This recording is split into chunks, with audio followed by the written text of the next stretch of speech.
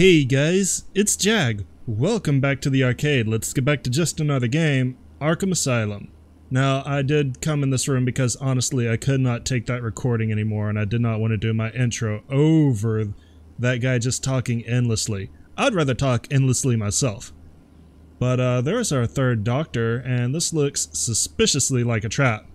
Now, I will say that you missed the riddle for this room, but we can't solve it for a while anyway, so let's just do this. Batman! Don't speak. You're safe now. But it's a trap! I know. Of course it is. Just not for me. It's true. You really are the world's It greatest was detective. obvious. How did you do that, Bats? Oh, what the hell? Get down there, boys. All right. See if he can detect being This might be a little bit difficult because this is your first real large group of thugs. I think there's like 8 or 9 of them that you gotta take care of, and countering is gonna be really important here.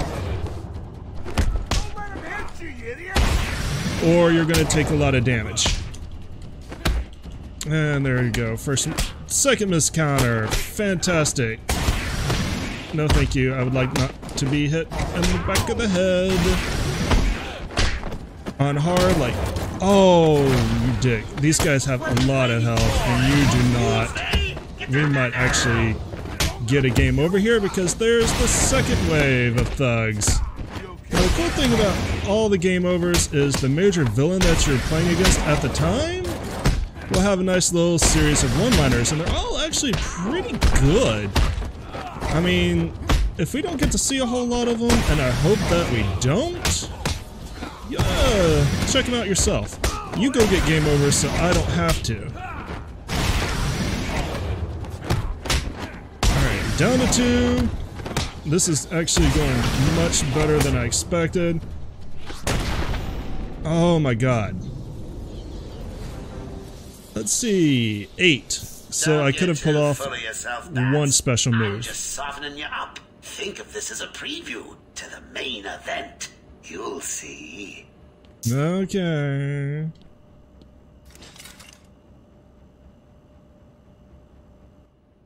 I'm sorry. I tried to tell you. I couldn't speak. Relax, you're safe now. I can handle these low-life thugs. I mean, you did speak, you just didn't really say a lot that we didn't know. Actually, we might be able to solve this puzzle. Actually, yes, we can. I think. So let me pull up the riddle for this room. I don't want to look at the objectives yet, so you can like scroll somewhere else. Right here. Okay, this is not the same riddle as I thought it was. Rumors persist that Tommy Elliot operates in Arkham. Can it be true? Well, we have the Arkham Night Shift, and from, let's see, zoom in, from 2100 hours to 3 hours, Dr. T. Elliot operates on week 1. So let's scan that in. And we get the bio of Hush. Tommy Elliot and Bruce Wayne were childhood friends, and unknown to Bruce, dark reflections of each other. A childhood sociopath, Elliot tried to kill his parents so he could inherit their fortune. When his plan failed, partly due to the surgical skills of Thomas Wayne, Bruce's father, Elliot blamed Bruce. An incredibly skilled surgeon as an adult, Elliot planned an elaborate revenge scheme on the Batman. He disguised himself as the villain Hush, his face covered in bandages, but he was in the end defeated and unmasked by the Dark Knight. Hush still plots revenge against Batman, generating complicated schemes with surgical precision. Real name, Thomas Tommy Elliot, occupation surgeon, base of operations Gotham City, eyes brown, hair reddish brown, height 6'3", weight 225 pounds, first appearance Batman 609, January 2003. Great physical strength, augmented by hatred of Bruce Wayne, world-class surgeon capable of extraordinary medical breakthroughs, master of disguise, and determined to destroy Bruce Wayne. Now, you will actually see Hush later in the series. In the last 2 episodes, they don't actually call him Hush, but you will see Tommy Elliot later on. For now, though, we've rescued all 3 doctors, so let's head back to where that objective marker was trying to take me. And I don't think there's any trophy in there that we can get, but we'll need to come back to take out that gate, so I'll find out then if I'm right or not. I've got ringside seats for the big event. Harley's bringing the popcorn. Oh, I can't wait. This box does not have teeth in it. Remember, a happy Well, it patient does, is a quiet patient. but Welcome not to just Arkham teeth. Asylum. Our staff are here to help you. When Amadeus Arkham built this fine institution, This is going to teach us about weapons. When you see a guy holding knives like that, you need to use your cape to stun him so you'll break his guard. Only then can you actually do any damage. That's our introduction to basically the 3rd part of combat. And now we know that we're going to need to use square, triangle, and circle well together. And combat's actually really interesting. It's easy to pick up, but it's very difficult to master. And it gets even more complicated later on. Like, not necessarily in this game. We've been introduced to the 3 basic mechanics we're going to be using. Now it's just knowing which combination the game's going to throw at us. But in Arkham City and Arkham Knight, they really ramp up the combat difficulty. But now we've rescued all the doctors, so let's check this place out. Did you find them? Are they okay? Yes, they're safe now. Batman, we've got another problem. I need to get back to the mansion. All my research notes are there. We can't risk Joker getting his hands on them. It's not safe, Doctor. The island's a war zone. You won't stand a chance. It's my life's work. You really don't have the authority to... I'll get her there, Batman. You ask me, it's about time for a little payback. I don't like it, but... Who called the elevator? Wasn't us. It's coming from the lower floor. Cash, take Dr. Young. Get her notes and then find somewhere safe to hold up. Everyone else, go to the observation room. Barricade yourselves in.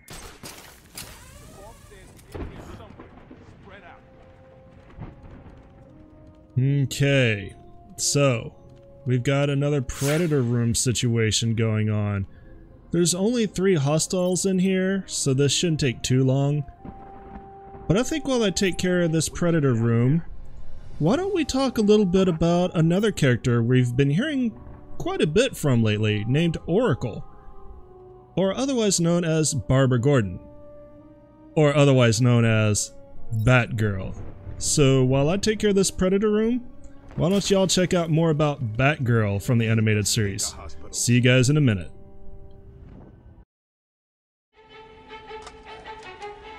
So Batman can't help me? Fine. In that case, let's see what Batgirl can do. Barbara Gordon is the daughter of Commissioner Jim Gordon of the Gotham City Police Department. She would first appear as herself in the animated series when a computer intelligence named Hardak tried to replace the most influential citizens of Gotham with replicas in order to take control and bring order to the city, aspiring to do what it thought Batman had failed to. When the machine replaces her father, Barbara is one of the only people to realize something has happened to Gordon and turns to Batman for help. Later in the series, when her father is framed by Two-Face for a crime he didn't commit, once again she tries to get Batman to help, this time asking him to appear at a rally for her father to show his support for Gordon's innocence. Batman turns her down, which frustrates her, and she decides that Batman will appear at the rally, one way or another. Unknown to her at the time, Batman had asked Robin to appear at the rally in his place, while he went undercover to try to find out who was behind Gordon's arrest. When Barbara appears as Batman at the rally, Robin ends up confronting her, and despite the presence of her lipstick and her breasts, only deduces that she's not actually Bruce by tearing her cowl and exposing her hair. Despite Robin doing everything to discourage her from continuing to get involved, Batgirl investigates the case on her own, discovering that the whole scheme was a plot to frame Gordon by Two-Face and Deputy Commissioner Gil Mason. Unfortunately, she also accidentally blows Batman's cover as a corrupt cop and brings his investigation to an end. With no other choice, Batman suits back up, and then has about as much success getting Batgirl to leave the case alone as Robin did. While Batman would go on to confront Two-Face, Batgirl would face off against the man responsible for her father's arrest, who ends up exposing her identity but falls into a convenient coma and can never reveal it. With Gordon's innocence proven, Bruce and Dick wonder if they'll end up seeing Batgirl again, while Barbara gives the biggest shit-eating grin ever seen in animation. Seriously, I expect her head to open backwards and a giant Pez candy to come flying out. Unfortunately, Batgirl would not show up again until Batgirl Returns, in which she teams up with Catwoman to solve a chain of thefts in Gotham. She wouldn't become a major character in an animated series until The New Adventures of Batman, in which she largely takes on Robin's role as sidekick, while he's implied to move to Bloodhaven and become Nightwing. Barbara was voiced by Melissa Gilbert, Mary Kay Bergman, and Tara Strong. She appeared in 7 episodes of the animated series, as well as both animated films.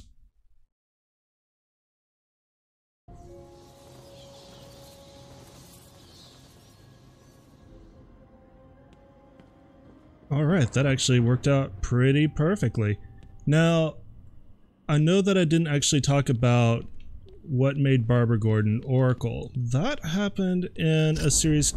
Well, it happened in a comic book that would later become an animated movie known as The Killing Joke, in which Joker tries to make Gordon and Batman's life a living hell, and not knowing that Barbara is Batgirl, he shoots her in the spine and cripples her, and then she takes on the persona of Oracle.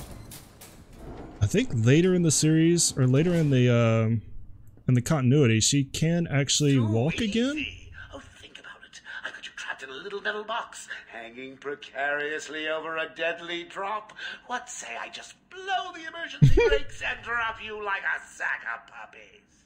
You're not gonna do it. Say good night, bats. Boom!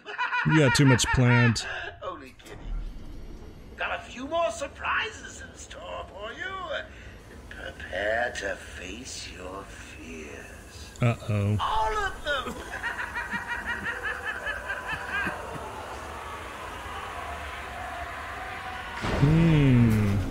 Wonder why Batman's coughing. There is no crane. Only Scarecrow. Oh dear.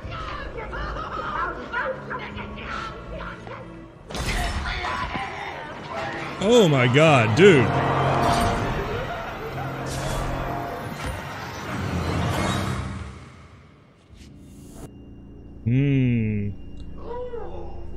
It looks like the good doctor has started early. Your appointment isn't for hours. I'm sure you'll be buzzed through when he's ready. Tell me, Bats, what are you really scared of? This cesspool of a city? Not a whole lot. Finding the commissioner in time? Me? In a thong? Probably that. Although, that would... I bet there's fan art. There's gotta be fan art of that. But yeah, I believe later on Oracle can walk again and she becomes Batgirl once more. Interestingly enough, Oracle ends up teaming up with Black Canary and the Huntress for a series and forms the team known as the Birds of Prey. So it's not like she becomes helpless. She actually becomes an information broker, and that's pretty much why she's helping Batman out right now.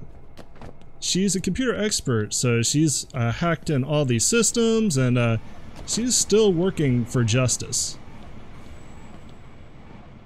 Let's see here. But it does look like we are going to be dealing with Scarecrow here very... Help me, Batman! No! Very, very shortly, and I apologize for what the camera did there. Now, I'm not gonna put in a bio for Scarecrow just yet. We will be dealing with him for a while. So why don't we just hold off on that until probably our final confrontation. I've decided that I'm really gonna try to target the bios for the bosses in this series before or after we actually confront them. So like, you're not gonna get Joker's bio for a while. Just saying. Hello, Jim. Oh dear.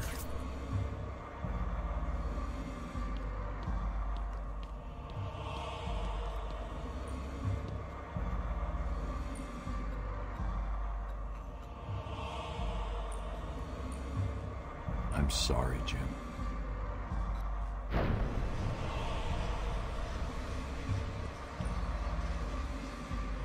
Barbara. I'm sorry. I was too late.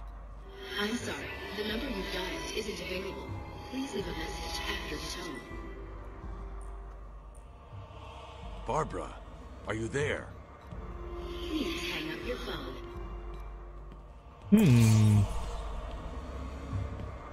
I wonder if you guys noticed something. Obviously, we're hallucinating. But there's a little tell on Batman whenever he's under the influence of fear toxin. And it's not just the hallucinations.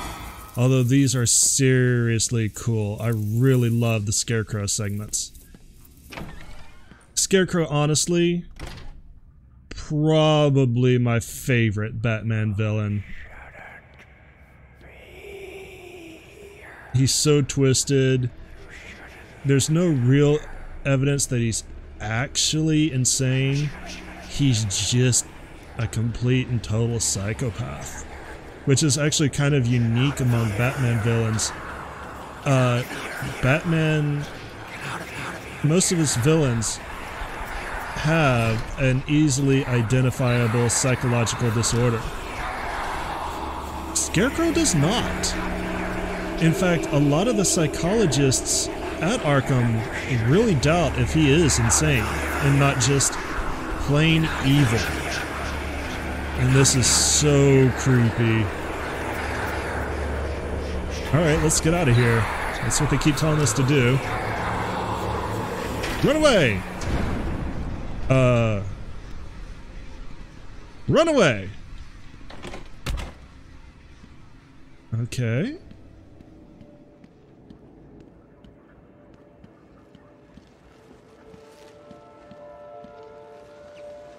Open body bags. I don't really want to. They're moving.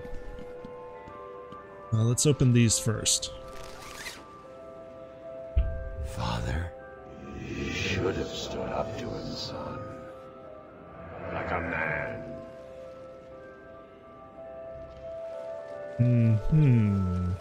And this must be... Mom? Help us, Bruce! Don't let us die! So, apparently Batman's very traumatized by what happened in his past. And he sounds like he's afraid he let his parents down. Who's in this one? Oh! Not who I expected. It was totally who I expected. I have to play along. What's going on here? Looks like, we're not in, Gotham anymore, Robin.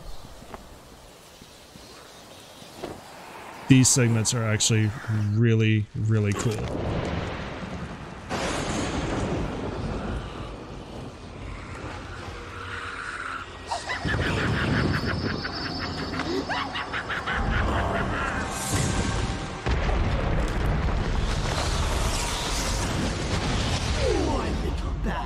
You're in my world now.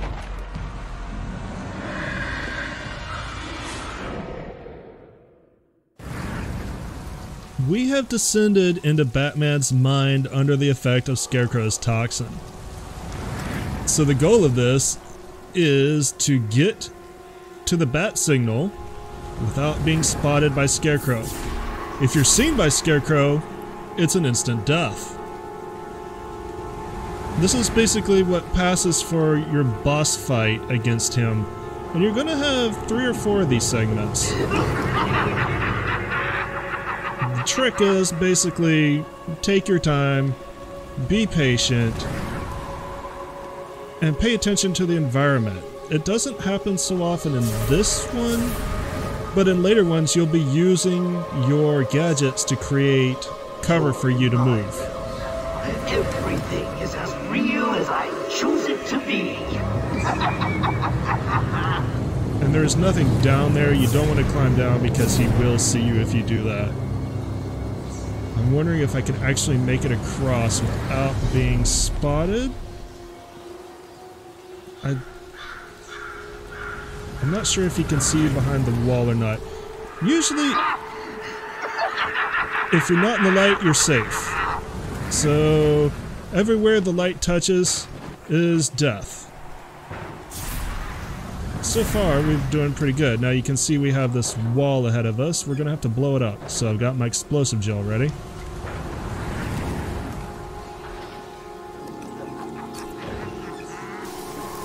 I'm gonna get caught because I screwed it up.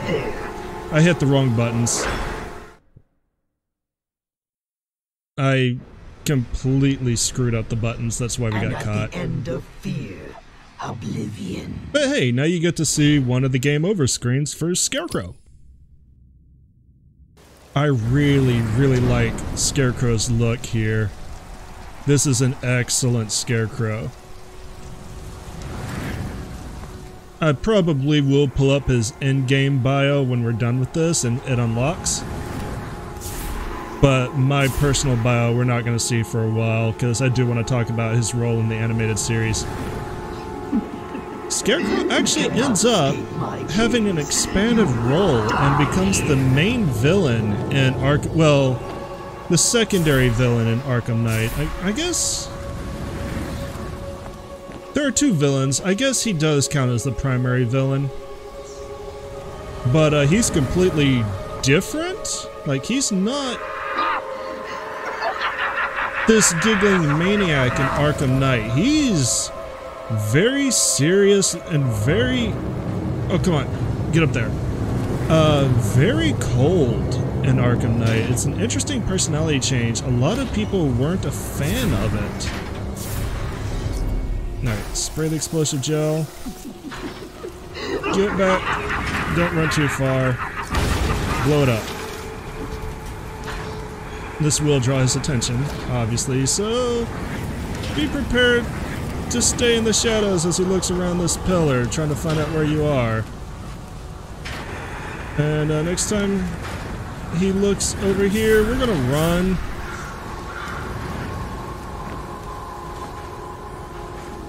And make it over here. Now we're at the bat signal, but he's back to neutral. So he's gonna turn around and catch us if we go for it now. Now let's hit him with it. What are you trying to do? Yo, look at this. And he explodes into bats. And there you go, we get his character bio. I want to make sure that there's no voiceovers here. We get an upgrade, but let's check out his bio first. Taunted and bullied as a youth, Jonathan Crane vowed to overcome his fears through the study of psychology and biochemistry. Kicked out of his university for experimenting on human subjects, Crane then adopted the identity of the Scarecrow and armed himself with a specialized fear-inducing gas that makes a person's deepest phobias become frighteningly real. His ongoing criminal reign of terror makes him one of Batman's most psychologically dangerous foes. Real name, Jonathan Crane. Occupation, professional criminal. Base of operations, Gotham City. Eyes, blue hair, brown. Height, 6 feet. Weight, 140 pounds. He is seriously scrawny. First appearance, World's Finest Comics #3, Fall 1941. Master of psychology and chemistry. Creator of fear-inducing gas and motivated by an obsessive need to create fear in others. Once again. Can you hear me? Bruce, what's going on? Oracle. I'm okay. What happened? I lost contact. Are you sure you're all right? Have you found my dad? I'm fine. Had a little run-in with Scarecrow, slowed me down. I'll get back to you in a bit. I forgot what I was going to say. I think it was just reiterating that Scarecrow is one of my favorite villains. Let's check out our upgrades. I think I want to use the multiple frequency detonator this time. This is actually probably going to be pretty useful. Or we could use the auto proximity detonation. Let's get that. That way I can just set a trap and leave it. I won't be able to selectively put them off, and it does rely on knowledge of how they're patrolling, but that could be really fun. Now, the riddle in this room was something about... I'll just go ahead and pull it up. I'm bad at remembering things. It's this one down here that's bouncing at us. What silent killer of the oceans can be found in a tiny jar? Well, this is the only jar that's around the morgue. Let's take a look. The great white shark. Sounds like our man. And we get the character bio of the great white shark. A crooked financier who stole millions of dollars, Warren White thought he'd scored a legal victory when his insanity plea went through, but when he got to Arkham Asylum, he realized his mistake. Driven insane by the other inmates, he was also disfigured by an encounter with Mr. Freeze that left him without hair, a nose, eyes, or lips. Calling himself the Great White Shark, he filed his teeth into fangs to more perfectly resemble his new namesake. Putting his financial skills to use, he has become a major player in Gotham's underground crime scene, running a number of rackets from his cell in Arkham. Real name Warren White, occupation professional criminal, base of operations Gotham City, eyes brown, hair none, height 5'11", weight 180. First appearance Arkham Asylum, Living Hell #1, July 2003. I think that was the comic book that came out in conjunction or leading up to this game. Brilliant financial skills, which he uses for a variety of criminal purposes. Scarred visage that makes him resemble a shark. Teeth sharpened points. So he's actually one of two people, maybe even three people, and I'm going to have a lot of trouble coming out of Zoom, that are actually driven insane by being in Arkham. Himself, arguably Harley Quinn, and a third person I won't get into at this time. But now that we've dealt with Scarecrow, and we've shaken off the fear gas, where are these arrows leading us? Well, hello. Gordon. Crane's gas must have affected me more than I thought. So, Gordon is still alive. Having trouble figuring out what's real and what's just a figment of your twisted little mind? Same here. Just roll with it, Bats. It gets easier once you get in. It really does. That, to me, is one of the most poignant lines Joker delivers in this game, or ever. It really gives some insight into Joker's psychology. He's just given up. He knows he's insane. He doesn't care. And it really speaks to what he's trying to get Batman to do. If he can't get Batman to kill him, he'd be perfectly happy with getting Batman to accept that it's really easy to become him. Just one last puzzle and you can have Gordon. And a little more. Oh, I can't wait. I feel like I could. And we're going to have to. We'll wait till next episode to see what this last puzzle is. Thanks for coming out and joining me today. As always, I much appreciate it. If you guys enjoyed this episode, let me know by leaving a like. It really helps the channel out and makes me feel really good about myself. If you are new to the channel and you enjoyed what you saw today, click the subscribe button. You'll get notified of my next upload, which is usually once to twice a day. And if you have any hints, tips, or tricks, or you just want to talk about Batman, leave me a comment in the comment section. As always, thanks again for coming out and watching, and I'll see you guys next time. Y'all have a great day. Later.